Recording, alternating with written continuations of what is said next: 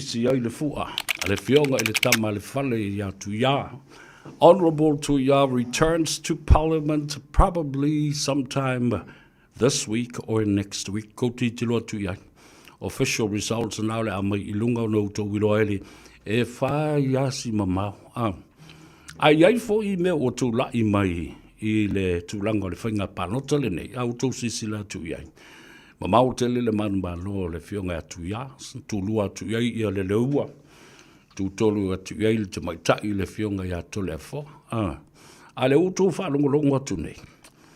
A wai le ini sui o le HRPP na momolia e tau wa.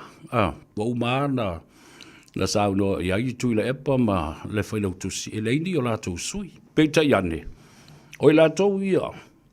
Na la tau langlongo ina ia sui tu taito tasi nei. Le fionga ya le leua, whapena fo I mo le fionga le tumai tai ya tole a foa. Sa auto sila ia I e whaatala noa mai a lato media. Nei loa e fo le ina, o le matua tala pe pelo nei tangata. Wha ngutu lua, tau wha valea, tulau lava le tunu samo.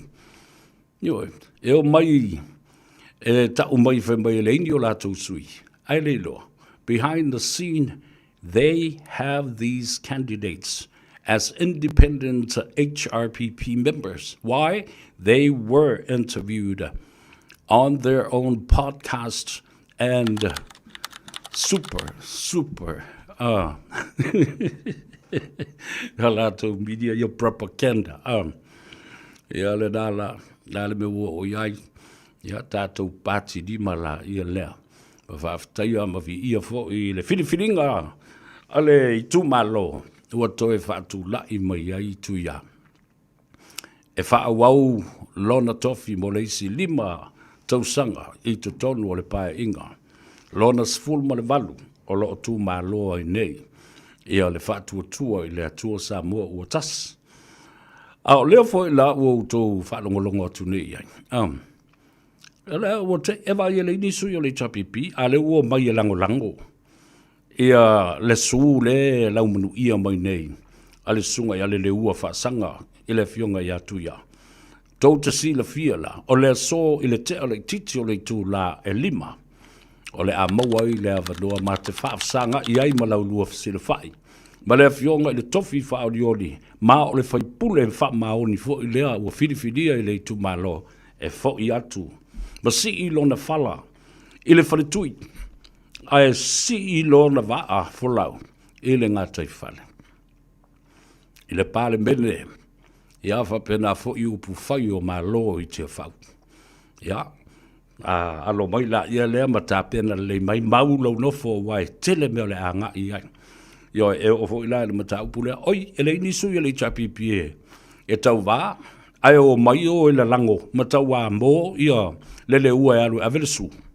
Ai tō te mana tua le lei. Sa whai le mātala ma le fionga I atu ia. I le vai aso atu I ona tua a o lo loma le whainga pālota.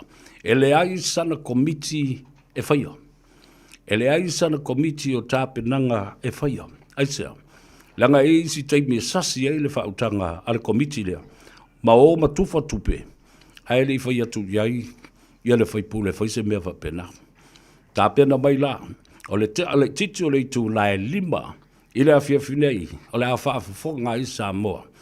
I se talatalanga fo I male mawha soa mo le fionga I atu ia, le li whaipule, o le itu ma lo sa fata. I tau alu manga sa tu la I mai le teimi o le whainga palonta. A oa, li whawhita uli. Sa toa fi malie le itu ma lo. E iai ni mea na vivesi pe fōringa mai ai. O le asa e le sa, o le itu ma lo. Inisi tu ele I tapena iai. Ya, o mea umale na ai nele ngata fo I la I lea. O le fasili le na. O le ale whea watu le epa mai le HRPP. E toi o I fo ai e lango se su e whaia. E isi su I o sa fata ua whaia ina mamalolo. Lala mea ua utau ai a fia mai a valea I foa. I le whautanga le tu malo. O le ua uma. Le ua fili tanganga. Ua fili le malai, fili I le tai. O le tali le na ua au mai. Ala le mea le ino tau whala ve lave fua ma tuu fua lo tau wisu i le mea le ta tau o na tau iai. Tala at sao ma upu sao na. Ale ia tau o sa vea le o tau talatu le tebi le nei. Ina ia tau si le file mu. Fa file mu le tu malo. Tu iai le tonu le tu malo e fai. Stop intervening. That is so stupid and idiotic. Ioi, i rea o se mea le lei. I le mai tau ala leo o tau whaafonga tune ia. Tō tele. Walau manu ia i tu singa. De ngata i newspaper wha pena i upenga ta whailangi. Wa whaalia i le fina ngalo ta ngata sa lato lango. I le HRPP. Whai mai a. Wa ta tau o na whase e tua ngalo matuli ese tu le epa. Nā foi walau manu ia mai lunga newspaper. Wa iai foi. Le ta milo sanga le tangata le na ua fai ton saulo ma le vea le FBI ale a tau sa vea tau mai. Io e ua matuara le fia. Tele sui le itu tonui o. E le hero PP. Le li o lava lea. Lea ua lau manu ia mai ai le elino le pu. E tu le i tu le epa. Ala e sau fa e asi toi ina o ma la tou ia wala tou fai le mea lea. Peo no fai atu fo ia te utou le pa ia maulungo Samoa. Mai se utou ia la lango iai. E alu waso sau waso o iai le tai ao uafsiringia ai le ta inga. O le pati. Langa le pati uma ai tato uma sa tato iai mo tato matua le tele o tausanga. Se iau o mai loa ua malosi le pule atu lepa. Ua mau tutu ua pei o se a fo lele o le mawhai o na sei. Ai mai se a le a fo lele hola le mele. Mele vai papa. Mele ma a fo le ma lava. Ua fiu se iwa tau le mawhai na sei. Ne fai mai fia le fia me. E fia kango e sei. E sei ma le a sei a koa ma sau i ma meo palapala ma ma. Ia le alau tau si sila lava iai le taunu unga o mea sa au pese atu ai. Le pātia le le. A o tangata walevana se e iei masau fafa iei ma operate le pātia. Ua peia o se lātou mea tō tino. Ma lātou whaia o se mea le lātou a inga malo lātou no umare i tū malo. Ua whapea nao na whaia na pule tutu ai se ia o lava ina. Ina le to i tū malo. Ma o se mea ta tau o na toi whai au talu a toa. Turi manu e fia. O le pati whai. Ioi. Wa le vanda tau na iei nista ngata. Wa mai a ona. Ta pena ai pangale. E vasidi atu i atu lepa mai tu lepa le ma seisi e au ngā piu ma seisi e anga vaa. Woi ka whiwhi. Nga?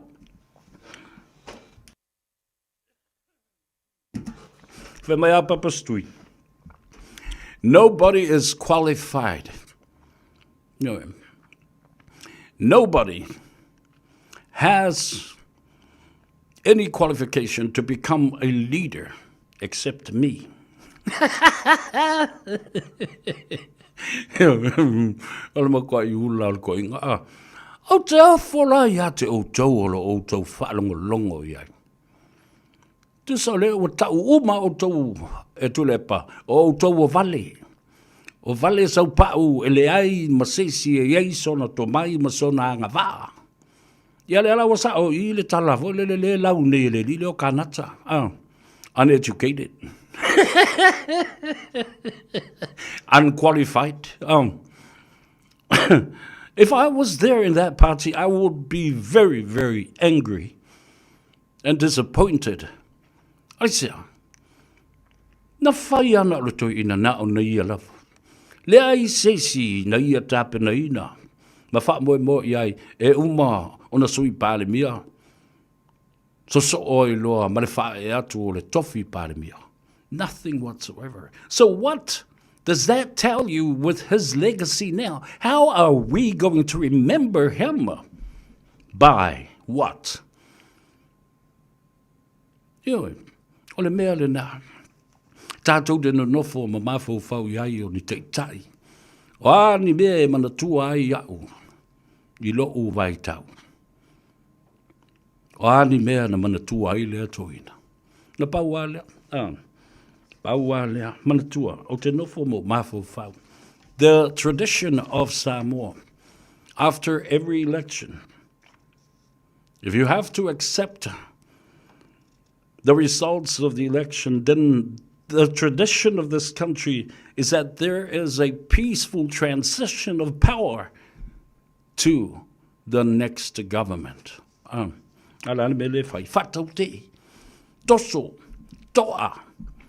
Delay, deny. Matau mawhai lava vai whai se mea ina ia umbi o na arueri taimi. Aia, mawhau whau ia I latou, ai le mawhau whau I tangata I e whaatalitali mai I se whaamanuianga. Ona o ala ia le tūlei, o tō whaafonga I le fuo e tūlei le le ua.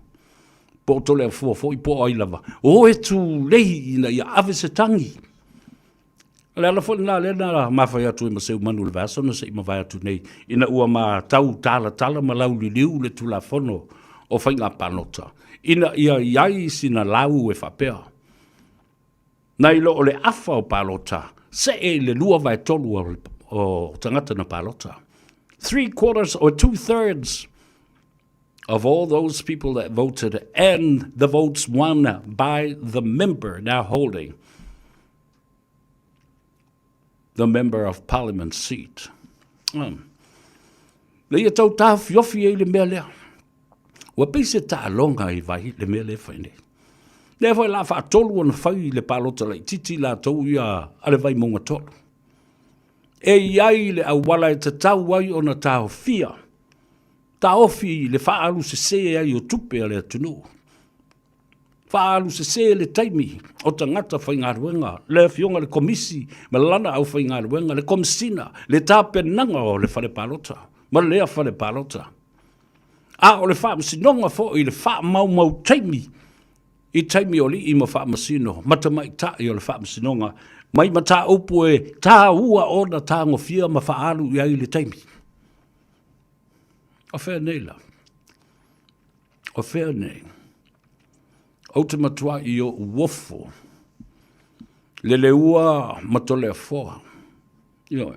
O te matua I o uofo pe a whai.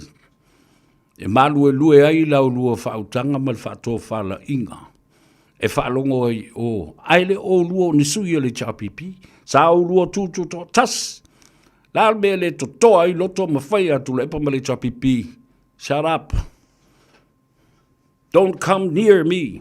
And with my decision to do this, whether should I have a petition against Tuia or not? Oe foi le ua ma lau fionga to lefo. Alo fai I lo lua I tō mano. Kai atu le epa.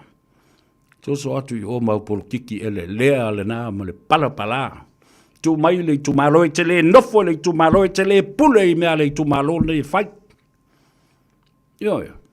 E whaango longo o mambalu o sa tunu ma whanu le ang malosi. Te whaango atangifa malu le whaal tolu ma le la taua. Talo whai malae, mamaota ma ele. Tā ua whai tawina, o le atunu. Ewe, o le tala sa o le tala na, ina ia tausi le file mo.